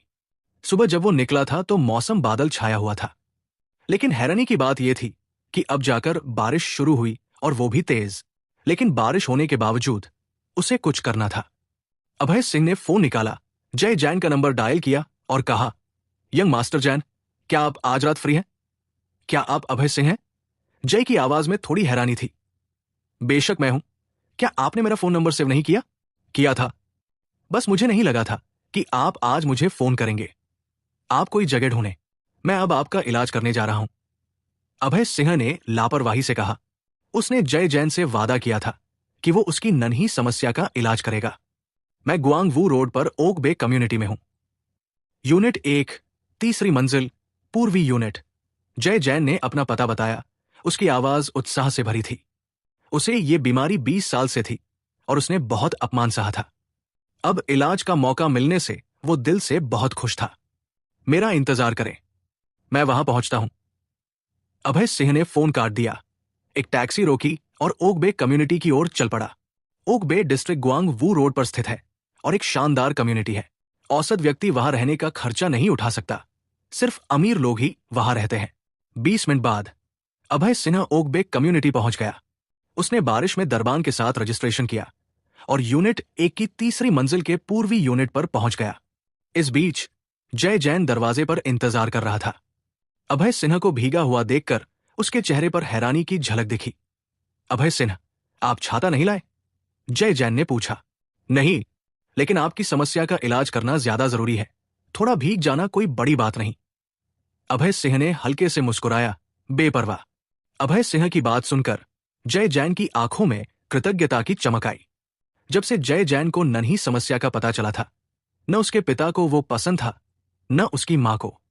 आसपास के लोग उसका मजाक उड़ाते थे और यहां तक कि उसके रिश्तेदार और दोस्त भी उसकी तुच्छ नजरों से देखते थे। पिछले 20 सालों में किसी ने जय जैन के साथ अच्छा व्यवहार नहीं किया था। हालांकि वो एक अमीर परिवार में रहता था, उसे कोई गर्माहट महसूस नहीं हुई। उसका दिल बर्फ की तरह ठंडा था। लेकिन अब अभय सिंह बारिश में उसके इलाज के लिए आया था। उसके दिल में भावुकता छा गई और उसकी नाक में सुई चुभने जैसा एहसास हुआ, जैसे अगले ही पल आंसू आ जाएंगे। यंग मास्टर जैन, आप रो रहे हैं। जय जैन को रोते हुए देख अभय सिन्हा के चेहरे पर हैरानी छा गई और उसने कहा, अभय सिन्हा, मैं जय जैन कसम खाता हूं कि अगर आप मेरी बीमारी ठीक कर सकते हैं तो मैं आपका छोटा भाई बनूंगा। अपनी चुभती नाक को छूते हुए जय जैन ने दृढ़ता से कहा। एपिसोड 73। जैन भाई, कृपया मुझे बताएं कि आप अपनी मां के गर्भ में कैसे घायल हुए थे? अभय सिंह ने मुस्कुराते हुए पूछा। उसे बीमारी का कारण जानना जरूरी था ताकि वो इसका सही इलाज कर सके। 20 साल पहले मेरी मां शादी से पहले गर्भवती हो गई थी। उस वक्त मेरे पिता का स्टार्टअप बिजनेस शुरू हो रहा था और उसे परेशान न करने के लिए मां गांव अपने घर चली गई थी ताकि वहां बच्चे को जन्म दे सके। वहां की हालत बहुत खराब थी। जिस दिन मेरा जन्म हुआ, बर्फ पड़ रही थी और बाहर का तापमान 0 से नीचे था। बहुत ठंड थी। मेरे जन्म के वक्त कोई कंबल नहीं था, इसलिए मुझे ठंड से चोट लग गई। पुरानी बातों को याद करते हुए जय जैन बहुत उदास हो गया। अब समझ आया, ठंडी हवा आपके शरीर में घुस गई थी, इसलिए आप किडनी में यीन की कमी के साथ पैदा हुए थे। जय जैन की बात सुनकर अभय सिन्हा को समझ आ गया। जन्म के वक्त ठंडी हवा ने उसके शरीर पर हमला किया था, जिससे उसकी किडनी की ऊर्जा नष्ट हो गई और उसका नन्हा अंग ठंड से प्रभावित हो गया। किडनी में यीन की कमी क्या होती है? जय जैन के चेहरे पर उलझन थी, जैसे कोई जिज्ञासु बच्चा। उसे दवा और सेहत के बारे में कुछ भी नहीं पता था। किडनी की कमी यिन या यांग में हो सकती है। किडनी में यिन की कमी का मतलब है कि आपकी पीठ और घुटने कमजोर होंगे। आपकी दोनों टांगों में ताकत नहीं होगी। किडनी की ऊर्जा कम होगी, नन्हा अंग छोटा होगा और नपुंसकता होगी। आप किडनी में यिन की कमी का एक क्लासिक मामला है। अभय सिंह ने मुस्कुराते हुए कहा और उसे एक सेहत की क्लास दे दी। इंसान के शरीर में यिन और यांग होते हैं। आप में यिन या यांग की कमी हो सकती है और सही लक्षणों का इलाज करना जरूरी है ताकि ठीक हो सके। अभय सिंह की बात सुनकर जय जैन की आंखें खुल गई। यह पहली बार था जब उसने सुना कि यिन या यांग की कमी हो सकती है। पहले उसे सिर्फ सामान्य किडनी की कमी के बारे में पता था। अब उसे लगा कि वो पहले कितना अनपढ़ था। लेकिन अभय सिंह का किडनी में यिन की कमी का जय जैन को खुश कर गया। चूंकि वो उसके लक्षणों के बारे में बता सकता था, तो जरूर इसका इलाज भी होगा। उसे अभय सिन्हा पर पूरा भरोसा था। जैन, अपनी शर्ट उतारो, मुझे तुम्हें सुई लगानी है। अभय सिंह ने 9 सुइयां निकाली और हल्के से कहा, ये ठीक नहीं है, मैं पुरुष हूं। जय जैन का चेहरा लाल हो गया और उसने शर्मिंदगी से कहा, जल्दी करो, मुझे पुरुषों में दिलचस्पी नहीं है। अभय सिंह हंसा। उसे समझ नहीं आया कि क्या जवाब दे। आखिरकार जय जैन ने अनिच्छा से अपने कपड़े उतारे। देखे बिना नहीं पता था, लेकिन उसका नन्हा अंग सच में बहुत छोटा था। अभय सिन्हा को पता था कि जय जैन की किडनी की ऊर्जा कुछ रुकावटों की वजह से बन नहीं रही थी और इसलिए वो जन्म से नपुंसकता के साथ पैदा हुआ था। जब तक किडनी की रुकावट दूर हो जाए वो ठीक हो जाएगा। अभय सिंह ने सुइया ली और 9 पावर एनहेंसिंग नीडल्स का इस्तेमाल किया। उसने बिजली की तेजी से सुइया शेंगशु point, live gate point, lumbar point और 6 अन्य पॉइंट्स में चुभाई। ये सभी 9 पॉइंट्स किडनी से जुड़े थे और ये वो जगह थी जहां से किडनी की ऊर्जा गुजरती थी। 15 मिनट बाद अभय सिंह ने जय जैन की किडनी से सारी ठंडी ऊर्जा निकाल दी। अब उसकी किडनी की ऊर्जा पूरे शरीर में बह सकती थी। हो गया, अब कैसा लग रहा है? अभय सिंह ने सुइया निकाली और हल्के से पूछा। बहुत अच्छा लग रहा है। जय जैन को शानदार एहसास हुआ। एक गर्म हवा की लहर उसके पूरे शरीर से गुजरी और उसका पूरा शरीर गर्म हो गया। जब किडनी की ऊर्जा उसके नन्हे अंग में पहुंची, अचानक उसका अंग उठ खड़ा हुआ। न सिर्फ उठा बल्कि 3 सेंटीमीटर बढ़ भी गया। अरे, ये लंबा हो गया और खड़ा भी है। अपने अंग में बदलाव देखकर जय जैन ने उत्साह से कहा, जल्दी कपड़े पहनो, क्या चिल्ला रहे हो? जय जैन को इतना उत्साहित देख अभय सिंह ने भौहें सिकोड़कर डांटा। धन्यवाद भाई अभय, अब से मैं आपका छोटा भाई हूं। जय जैन ने कपड़े पहने और गंभीरता से कहा। अभय सिंह ने उसका इलाज किया और उसे फिर से मर्द बनाया। जाहिर है वो अभय सिंह का छोटा भाई बनने को तैयार था। छोटा भाई बनना तो दूर, अगर जरूरत पड़ती तो वो अभय सिंह को पिता भी कह लेता। नपुंसकता बहुत दर्दनाक थी और कोई भी हिजड़ा नहीं बनना चाहता। ये एक पुरुष के लिए सबसे बुरी सजा होती। जैन, तुम 4 बड़े परिवारों के यंग मास्टर मेरे छोटे भाई बने। क्या ये थोड़ा नाइंसाफी नहीं है? नहीं, बिल्कुल नहीं। भाई अभय, आपने मुझे एक पुरुष की गरिमा वापस दी। आपने मुझे दूसरी जिंदगी दी। अगर मेरे माता पिता भी आपको भाई कहें तो वो भी ठीक होगा। जय जैन ने सच्चाई से कहा। अभय सिंह की चिकित्सा क्षमताओं पर उसे बहुत भरोसा था। आपकी किडनी की रुकावट दूर हो गई है। अब आपकी ऊर्जा अच्छे से बहेगी। मैं अब आपको किडनी को मजबूत करने का एक गुप्त नुस्खा दूंगा ताकि आपकी हालत स्थिर हो सके। अभय सिंह ने हल्के से मुस्कुराया और उसे किडनी ठीक करने का नुस्खा देने का फैसला किया। आखिर वो इस कमी के साथ पैदा हुआ था, इसलिए उसे बहुत सारी दवाओं की जरूरत थी। धन्यवाद भाई अभय। जय जैन का स्वभाव जल्दी बदल गया। अभय सिंह का छोटा भाई बनने के बाद से उसका लहजा ज्यादा सम्मानजनक हो गया। ये किडनी को मजबूत करने का गुप्त नुस्खा है। इसमें velvet, fleece flower root, cordyceps sinensis, gorgon, eucommia, Chinese wolfberry. Abhay Singh ने एक पेन लिया और कागज पर नुस्खा लिखा। इसमें चीनी दवाओं के नाम और उनकी मात्रा थी। फिर उसे जय जैन को दे दिया। जय जैन ने उत्साह से नुस्खा लिया। ये उसके लिए एक अनमोल खजाने की तरह था। वो 50 लाख रुपए जीतने से भी ज्यादा खुश था। इस नुस्खे के अलावा आप खाने से भी इलाज कर सकते हैं। अगर आप अपनी यांग ऊर्जा बढ़ाना और किडनी को मजबूत करना चाहते हैं तो आपको अखरोट, काले तिल, काली फलिया, अंडे, लीक, चेस्टनट, बटेर ज्यादा खाने होंगे। अभय सिंह ने हल्के से मुस्कुराया और जय जैन को कुछ खाने की चीजें बताई जो उसे खानी चाहिए। दवा दवा होती है, खाना खाने से इलाज होता है। अगर आप दोनों का एक साथ इस्तेमाल करें तो दोगुना नतीजा मिलेगा। भाई अभय, आप कमाल हैं। आपको किडनी मजबूत करने के इतने गुप्त नुस्खे पता है। आप मेरे आइडल हैं। जय जैन की नजरें अभय सिंह को पूजने वाली थी। वो उसकी क्षमताओं से पूरी तरह कायल हो गया था। भाई अभय सच में बहुत कुछ जानते थे। जितना ज्यादा वो भाई अभय को जानता था, उतना ही ज्यादा उसे अपनी नादानी का एहसास होता था। उसे विश्वास था कि अगर वो भाई अभय की बताई चीजें करता रहा तो वो अपनी किडनी को मजबूत कर सकता है और एक ताकतवर मर्द बन सकता है और हर रात बिस्तर पर महिलाओं को खुश कर सकता है। अब 8 बज गए हैं, मुझे जाना चाहिए। अभय सिंह ने हल्के से मुस्कुराया और जाने की तैयारी की। उसने जय जैन की बीमारी का इलाज कर दिया था और यहां अब उसका कोई काम नहीं था, तो स्वाभाविक रूप से उसे घर जाना था। भाई अभय, एक पल रुके। कुछ चाहिए? भाई अभय, ये 10 लाख रुपए हैं, ले। जय जैन ने 10 लाख रुपए का एक चेक निकाला और अभय सिंह को थमा दिया। जय जैन मूल रूप से अभय सिंह को ज्यादा पैसे देना चाहता था। भले ही वो उसे 10 करोड़ रुपए देता, उसे फिर भी लगता कि ये इसके लायक है, क्योंकि उसने उसका इलाज किया। उसने एक ऐसी समस्या ठीक की जो बड़े बड़े विशेषज्ञ और मशहूर डॉक्टर नहीं ठीक कर सके। लेकिन हालांकि जय जैन जैन कॉरपोरेशन का सबसे बड़ा बेटा था, परिवार का सारा पैसा और फंड उसके छोटे भाई के नियंत्रण में था। इसलिए उसके पास अपने हाथ में ज्यादा पैसा नहीं था, सिर्फ ये 10 लाख रुपए थे। तो ये कहा जा सकता है कि जय जैन ने अपनी सारी संपत्ति अभय सिंह को दे दी। ये अच्छी तरह दिखाता था कि वो अभय सिंह के प्रति कितना आभारी था। अपने पैसे वापस लो, वरना मैं नाराज हो जाऊंगा।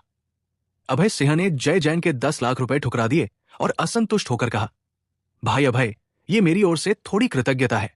अगर आप इसे नहीं लेंगे तो मैं अपने मन को शांत नहीं कर पाऊंगा। अगर तुम मुझे भाई अभय कहते हो तो इसका मतलब है कि तुम मुझे दोस्त मानते हो, और मैंने तुम्हारी बीमारी का इलाज इसलिए किया क्योंकि तुम मेरे दोस्त हो। अगर तुम मुझे पैसे दोगे तो इसका क्या मतलब होगा? भाई अभय, मैं बस नहीं चाहता था कि आप मेरी मुफ्त में मदद करें। जय जैन ने सच्चाई से कहा। उसकी आवाज से उसकी कृतज्ञता साफ झलक रही थी। एपिसोड 74। यंग मास्टर जैन, अगर यह पैसे के लिए होता तो मैं बारिश में आपका इलाज करने नहीं आता। क्या आप भूल गए कि मैंने अपना जेड लटकन कितने में बेचा था? अभय सिंह ने हल्के से भौहें सिकोड़ ली और जय जैन के 10 लाख रुपए ठुकरा दिए। उसका जेड लटकन 1 करोड़ रुपए में बिका था। क्या उसे पैसे की जरूरत थी? नहीं, वो जय जैन की बीमारी का इलाज करने को तैयार था क्योंकि वो उसे अपना दोस्त मानता था। भाई अभय, मैं आपकी बात मानूंगा और पैसे वापस रख लूंगा। जय जैन की आंखों में फिर से आंसू आ गए जब उसने सुना कि अभय उसे दोस्त कह रहा है। अभय पिछले 20 सालों में पहला शख्स था जिसने उसे दोस्त माना। मैं जा रहा हूं, अगर कुछ चाहिए तो मुझे फोन करना। अभय सिंह ने हाथ हिलाया और जाने की तैयारी की। भाई अभय, 1 मिनट रुके। क्या बात है? भाई अभय, पैसे नहीं लेना ठीक है, लेकिन मुझे आपको एक रात की सैर पर ले जाना है। आपको आज रात मेरे साथ आना होगा ताकि मैं अपनी कृतज्ञता दिखा सकूं। जय जैन ने सच्चाई से कहा। ठीक है, हम कहाँ जा रहे हैं? अभय ने सहमति दी और सिर हिलाया। उसे मानना पड़ा, वरना जय जैन का मन शांत नहीं होता। भाई अभय, चले जेड फिंगर एम्परर पैलेस। वो मेरे परिवार का बिजनेस है। जय जैन ने मुस्कुराते हुए एक जगह का नाम लिया। ठीक है। अभय ने सिर हिलाया और जय जैन के साथ बाहर निकला। व्रूम। जय जैन ने अपनी बेन स्पोर्ट्स कार चलाई और अभय को जेड फिंगर एम्परर पैलेस की ओर ले गया। Z finger emperor palace workers road पर स्थित था। यह एक आरामदायक मनोरंजन परिसर था जिसमें स्पा, सोना, मसाज, तेल मसाज और खास सेवाएं थी। 20 मिनट बाद जय जैन और अभय जेड फिंगर एम्परर पहुंच गए। अभय ने ऊपर देखा और एक बड़ी इमारत दिखी जिसमें 13 मंजिलें थी। ये शानदार तरीके से सजाई गई थी। सोने की सजावट थी और प्रवेश द्वार पर 4 खूबसूरत परिचारिकाएं खड़ी थी। परिचारिकाओं ने चीनी चोंगसाम पहना था जिसमें ऊंचा कट था, जो उनकी पतली और गोरी टांगों को दिखा रहा था। ये राहगीरों की नजरों को आकर्षित कर रहा था। स्वागत है, यंग मास्टर। 4 खूबसूरत परिचारिकाओं ने जय जैन को देखते ही जल्दी से झुककर अभिवादन किया। हाँ भाई अभय, चले। जय जैन ने हाथ उठाया और अभय को आगे ले गया। ये शख्स कौन है?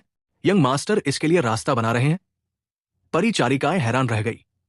उन्होंने अभय का चेहरा अपने दिल में गुपचुप याद कर लिया ताकि भविष्य में वो उसकी अच्छी सेवा कर सके। सजावट अच्छी है। अभय ने जेड फिंगर एम्परर में घुसते हुए तारीफ की। जेड फिंगर एम्परर के गलियारे सोने की टाइल से ढके थे। दीवारें सोने की थी और झूमर भी सोने का था। ऐसा लग रहा था जैसे कोई महल में चल रहा हो। भाई अभय, चले नहाने और सोना लेने। जय जैन ने हल्के से मुस्कुराया और परिचित अंदाज में कहा। ठीक है। अभय ने सहमति में सिर हिलाया। वो बारिश से भीगा हुआ था और उसका शरीर चिपचिपा और असहज महसूस कर रहा था। थोड़ी देर बाद जय जैन अभय को एक बड़े टब के पास ले गया। टब 300 वर्ग मीटर से ज्यादा बड़ा था। दोनों ने टब में भिगोने के बाद सोना लिया। उन्हें ताजगी और आराम महसूस हुआ। भाई अभय, आइए चले एक मसाज लेते हैं, जय जैन ने उत्साह भरे चेहरे के साथ कहा और अभय को एक शानदार वीआईपी कमरे में ले गया। कमरा एम्परर हॉल कहलाता था। यह विशाल था और 100 वर्ग मीटर का था। हॉल के अंदर 2 बेडरूम थे जिन्हें मेहमान खास सेवाओं के लिए इस्तेमाल कर सकते थे। सोने की मेज पर अलग अलग तरह की शराब और फल रखे थे। Red wine, beer, vodka, brandy और तरबूज, अंगूर, केला और ड्रैगन फ्रूट भी थे। यंग मास्टर, आपको किस तरह की सेवा चाहिए? एक खूबसूरत युवती अंदर आई और सम्मान से पूछा। यह महिला बहुत सुंदर थी और लगभग 30 साल की थी। उसका चेहरा मोहक था और होंठ छोटे चेरी जैसे थे। उसने काला प्रोफेशनल सूट पहना था जो उसके आकर्षण को बढ़ा रहा था। उसका नाम यूकिन तांग था और वो जेड फिंगर एम्परर की मैनेजर थी। मिस किन, ये मेरे भाई अभय है। हाल में कोई सुंदरी आई है? जय जैन यूकिन तांग से परिचित था और उसे मिस किन कहकर बुलाया। जय जैन की बात सुनकर यू किन तांग एक पल के लिए हैरान रह गई। उसके चेहरे पर अजीब भाव उभरे। उसे पता था कि जय जैन कितना घमंडी था। उसकी नजरें बहुत ऊंची थी और वो हर्ष चतुर्वेदी को भी नहीं गिनता था। लेकिन अब वो अपने सामने वाले युवक को सम्मान से भाई अभय कह रहा था। इससे यूकिन तांग थोड़ा हैरान हुई। लेकिन यूकिन तांग मनोरंजन उद्योग में लंबे समय से काम कर रही थी और बहुत चतुर थी। उसने अंदाजा लगाया कि ये युवक जय जैन के लिए बहुत महत्वपूर्ण होगा। वो साधारण नहीं हो सकता। भाई अभय से मिलकर अच्छा लगा। हमारे पास यहां बहुत सारी सुंदरियां हैं, मासूम, सेक्सी, मोहक, ठंडी और हां, एक यूनिवर्सिटी छात्रा भी है जो अभी तक कुंवारी है। ये सभी शानदार मसाज देती हैं। यूकिन तांग ने मोहक ढंग से मुस्कुराया और अभय और जय जैन को अलग अलग लड़कियों का परिचय दिया। मिस्किन, उन्हें कमरे में इकट्ठा करो और भाई अभय को चुनने दो। जय जैन ने हाथ हिलाया और यूकिन तांग से जल्दी काम निपटाने को कहा। वो समय बर्बाद नहीं करना चाहता था। भाई अभय को मसाज करवाने के अलावा वो अपने नन्हे भाई की ताकत भी आजमाना चाहता था। ठीक है, मैं अभी आती हूं। मिस किन ने हल्के से मुस्कुराया और कमरे से बाहर चली गई। जल्द ही वो दर्जनों लड़कियों को लेकर आई। लड़कियों ने मिनी स्कर्ट पहनी थी जो उनकी गोरी टांगों को दिखा रही थी। वे सभी बेहद खूबसूरत थी। कुछ मासूम थी, कुछ सेक्सी, मोहक या ठंडी। कुछ ने नर्स, फ्लाइट अटेंडेंट और नौकरानी की वर्दी पहनी थी। वे यूनिफॉर्म टेम्पटेशन के लिए तैयार थी। यंग मास्टर को नमस्ते। दर्जनों खूबसूरत लड़कियों ने उत्साह भरे चेहरों के साथ झुककर अभिवादन किया। यहां काम करने और आखिरकार पौराणिक यंग मास्टर को देखने का मौका मिलने से वे जाहिर तौर पर बहुत उत्साहित थी। ये मेरे भाई अभय हैं। वो पहले चुनेंगे। अगर वो आपको चुनते हैं तो आपको उनकी अच्छी सेवा करनी होगी। ठीक है, जय जैन ने दर्जनों सुंदर लड़कियों से कहा। समझ गई। जय जैन की बात सुनकर सभी ने अभय को गर्म नजरों से देखा। अगर जय जैन इस युवक को भाई अभय कह रहे थे तो इसका बैकग्राउंड जरूर बड़ा होगा। मैं नंबर 1 हूं। मैं सोंगजियांग शहर से हूं। मेरी उम्र 20 साल है और मैं नर्स हूं। मैं मुंह से मसाज और सामान्य मसाज में माहिर हूं। पहली मासूम सुंदरी ने नर्स की वर्दी में कहा। मैं नंबर 2 हूं। मैं शियान से हूं।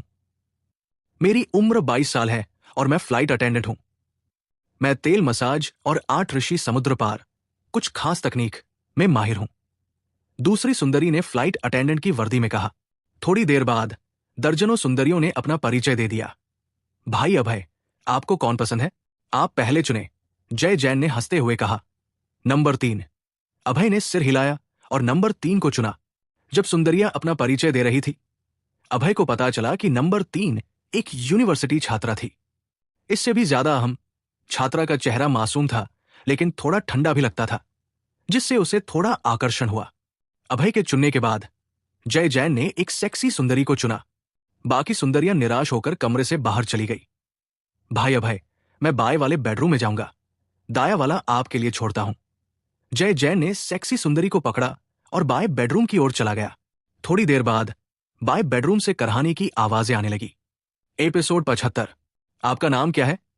अभय सिंह ने हल्के से मुस्कुराते हुए सामने वाली लड़की से पूछा। लड़की बहुत सुंदर थी। उसकी त्वचा बर्फ की तरह सफेद थी, आंखें मोहक थी और नाक प्यारी थी। उसके चेहरे की बनावट शानदार थी और चेहरा बिल्कुल सही था। वो एक खूबसूरती से तराशी गई जेड की मूर्ति की तरह थी, शुद्ध और मासूम, जिसमें हल्की ठंडक की झलक थी। उसे देखकर लोग उसे चूमना चाहते थे। उसने गुलाबी मिनीस्कर्ट पहनी थी जो उसके शरीर के कर्व्स को गले लगा रही थी और आंखों को अच्छी लग रही थी। मिनीस्कर्ट के नीचे उसकी बर्फ जैसी सफेद पिंडलियां थी जो कई लोगों की नजरों को आकर्षित कर रही थी। ये एक उच्चतम स्तर की सुंदरी थी। उसका चेहरा और शरीर दोनों शीर्ष स्तर के थे और वो एक यूनिवर्सिटी छात्रा थी। इसके बारे में सोचने मात्र से ही उत्साह हो जाता था। मेरा नाम मेघा है, गुलाबी मिनीस्कर्ट वाली लड़की ने मधुरता से कहा। उसकी आवाज बहुत मीठी और नरम थी और सुनने में अच्छी लग रही थी। लेकिन जब उसने अभय की गर्म नजरें देखी तो उसका चेहरा और कान लाल हो गए। उसकी मोहक आंखों में घबराहट की एक झलक दिखाई दी। मेघा, क्या अच्छा नाम है। आप अभी भी यूनिवर्सिटी छात्रा होंगी? अभय ने हल्के से मुस्कुराया और हंसते हुए पूछा। हाँ, हूं। मेघा का मासूम चेहरा अभय का सुंदर चेहरा देखकर और घबराया हुआ हो गया। उसकी पहले की ठंडक और रुखाई सब नकली थी। ये उसकी पहली बार थी ऐसी जगह पर आने की, इसलिए वो सिर्फ ठंडा दिखने का नाटक कर सकती थी। ये एक अनजान माहौल के प्रति उसका प्रतिरोध था। असल में उसके दिल में बहुत घबराहट थी। मेघा, तुम एक बेहतरीन यूनिवर्सिटी छात्रा हो और क्लास रिप्रेजेंटेटिव। तुम इतना नीचे कैसे गिर सकती हो और ऐसी जगह पर आ सकती हो? मेघा ने अपने दिल में खुद को डांटा। लेकिन जब उसने अपनी मां के बारे में सोचा, जो अस्पताल में थी और जिसे बहुत जरूरी पैसे चाहिए थे, तो उसने हिम्मत जुटाई। उसे यहां किसी ने भेजा था। कहा गया था कि यहां के पुरुष बहुत उदार होते हैं और सैकड़ों जारों की टिप देते हैं। पैसे कमाने के लिए उसके पास यहां आने के अलावा कोई चारा नहीं था। मेघा, हमारा मिलना एक नसीब है। मेरा नाम अभय सिंह है। चलो एक दूसरे को जाने। अभय ने अपना हाथ बढ़ाया और मेघा का नरम हाथ थाम लिया। लेकिन उसने तुरंत हाथ नहीं छोड़ा। उसने सुंदर लड़की का हाथ पकड़े रखा और अपनी उंगली से उसकी हथेली को सहलाया। इससे मेघा और घबरा गई। उसका पूरा चेहरा, कान और गर्दन लाल हो गए। अभय, मैं मसाज के लिए 1000 रुपए लेती हूं, मेघा ने बेचैनी से कहा। उसे डर था कि अगर उसकी कीमत ज्यादा हुई तो ये सुंदर युवक मसाज से मना कर देगा। उसने अपना हाथ छुड़ाने की कोशिश की, लेकिन सफल नहीं हुई। उसका मासूम चेहरा और घबराया हुआ हो गया। ये सुंदर लड़का कुछ ठीक नहीं लगता। ये मेरा फायदा उठा रहा है। उसकी नजरें शर्मीली हो गई। लेकिन उसे इस बात की खुशी थी कि पहली बार में उसे इतना सुंदर लड़का मिला। किसी बूढ़े आदमी को मसाज देने से बेहतर था कि एक सुंदर लड़के को मसाज दे। उसने मन ही मन सोचा, मेघा, क्या आपको तेल मसाज या हाथ से मसाज करना आता है? अभय, मुझे वो नहीं आता। फिर बूढ़ा गाड़ी धकेलना या चींटी पेड़ पर चढ़ना? भाई अभय, मुझे वो भी नहीं आता। मेघा की आंखों में आंसू आ गए। उसका मासूम चेहरा चिंता से भरा था और वो रोने के करीब थी। उसे अभय ने जो सेवाएं बताई, उनमें से कोई भी उसे नहीं आती थी। ये उसका पहला दिन था जेड फिंगर एम्परर में और उसने सिर्फ मसाज करना सीखा था। पैसे की सख्त जरूरत की वजह से जब उसे पता चला कि यंग मास्टर जैन एक वीआईपी लाए हैं, तो उसने मिस किन से खुद को शामिल करने की पेशकश की थी। मेघा की किस्मत अच्छी थी कि उसे यंग मास्टर जैन के वीआईपी ने चुना, लेकिन उसकी बदकिस्मती ये थी कि उसे अभय ने जो सेवाएं बताई, उनमें से कोई भी उसे नहीं आती थी। क्या आप अभी तक कुंवारी हैं और ये आपका यहां पहला दिन है? अभय ने आंखें घुमाई और थोड़ा अवाक रह गया। वो यहां एक सुंदरी ढूंढने आया था ताकि आराम कर सके। सबसे अच्छा होता अगर वो बिस्तर पर 300 बार लुढ़क सकते, लेकिन उसके सामने वाली सुंदर लड़की को कुछ भी नहीं आता था। इससे वो थोड़ा अवाक रह गया। हर पुरुष एशियाई मसाज के बारे में जानता है। जो पुरुष कहता है कि उसे नहीं पता, वो झूठ बोल रहा है। अभय को समझ आ गया था कि ये सुंदरी यहां पैसे कमाने आई थी। ये उसका पहला दिन होगा और उसे मसाज के अलावा कुछ भी नहीं आता था। भाई अभय, मुझे आपके लिए मसाज करने दे। अगर आपको 1000 रुपए ज्यादा लगते हैं तो मैं आपको छूट दे सकती हूं। मुझे सच में पैसे की जरूरत है। मेघा का मासूम चेहरा उम्मीद से भरा था। उसे डर था कि अभय उसकी पेशकश ठुकरा देगा। उसकी मां का ऑपरेशन कल होने वाला था। अगर वो आज पैसे नहीं कमा पाई तो उसकी मां का ऑपरेशन नहीं हो पाएगा और उसकी जान को खतरा हो सकता था। अपनी मां के लिए वो यहां इस रेड लाइट इलाके में आने को तैयार थी। सस्ता करने की जरूरत नहीं। मुझे मसाज दो। अगर आपने अच्छा किया तो मैं आपको ज्यादा पैसे दूंगा। अभय ने हल्के से मुस्कुराया और कहा, अगर ये सुंदर लड़की सिर्फ मसाज करना जानती थी तो वो मसाज ही लेगा। धन्यवाद भाई अभय, मेधा ने कृतज्ञता से कहा। उसे पता था कि उसकी किस्मत अच्छी थी कि उसे इतना सहज स्वभाव वाला शख्स मिला। उसने दूसरी लड़कियों से सुना था कि कई महिलाओं को ग्राहकों के साथ खास सेवाएं देनी पड़ती थी। अगर वो तैयार न हो तो उन्हें मजबूर किया जाता था। ये सुंदर युवक उससे कहीं बेहतर था। मेघा ने अपने गोरे हाथों से अभय की पीठ की मसाज शुरू की। वो अनुभवहीन थी। साफ था कि यह पहली बार था जब उसने किसी ग्राहक को मसाज दी थी। तुम कर सकती हो मेघा। अपनी मां के लिए तुम्हें अपने पहले ग्राहक की अच्छी सेवा करनी होगी। उसने अपने दिल में खुद को हौसला दिया। बहुत अच्छा लग रहा है। मेघा की मसाज के बाद अभय को बहुत आराम और ताजगी महसूस हुई। उसके शरीर के रोम छिद्र जैसे खुल गए हों। एक पुरुष के लिए एक सुंदर लड़की से पूरे शरीर की मसाज लेना निश्चित रूप से आनंददायक था। जिस पुरुष ने इसे अनुभव नहीं किया, वो नहीं समझ सकता कि ये कितना अच्छा लगता है। ये मेघा का पहला मसाज था, इसलिए वो अनुभवहीन और घबराई हुई थी। उसने गलती से अभय के नन्हे अंग को छू लिया, जिससे उसे आरामदायक सिसकारी निकली। मेघा का चेहरा लाल हो गया और वो और घबरा गई। वो किसी छेद में छिप जाना चाहती थी। मसाज 1 घंटे में खत्म हो गई। अभय ने पसीने से तर मेघा को देखा और उसकी आंखें गर्म हो गई। ये सुंदरी न सिर्फ मासूम दिखती थी, बल्कि उसके सीने का उभार भी बड़ा था, कम से कम 36D साइज का। उसका उभार हिल रहा था और नजरों को आकर्षित कर रहा था। भाई अभय, मसाज खत्म हो गई, मेघा ने लाल चेहरे के साथ कहा। अभय की गर्म नजरों ने उसे और शर्मिंदा कर दिया। हाँ, आपकी सेवा शानदार है। क्या आपके पास बैंक खाता है? मैं आपको पैसे ट्रांसफर कर दूंगा। भाई अभय, आप सीधे सामने रिसेप्शन पर दे सकते हैं। मैं पैसे नहीं लेती, वो वहां से मुझे पैसे दे देंगे। मैं मसाज के पैसे दूंगा, लेकिन चूंकि आपकी मसाज शानदार थी, मैं आपको टिप भी दूंगा। टिप? सच में? धन्यवाद भाई अभय। मेघा की मोहक आंखें चमक उठीं और उसने उत्साह से कहा। उसने सुना था कि अगर मसाज अच्छी हुई तो ग्राहक टिप देते हैं। कुछ उदार ग्राहक तो कुछ 100 रुपए भी टिप देते थे। उसे पैसे की सख्त जरूरत थी, इसलिए टिप की बात सुनकर वो खुश हो गई।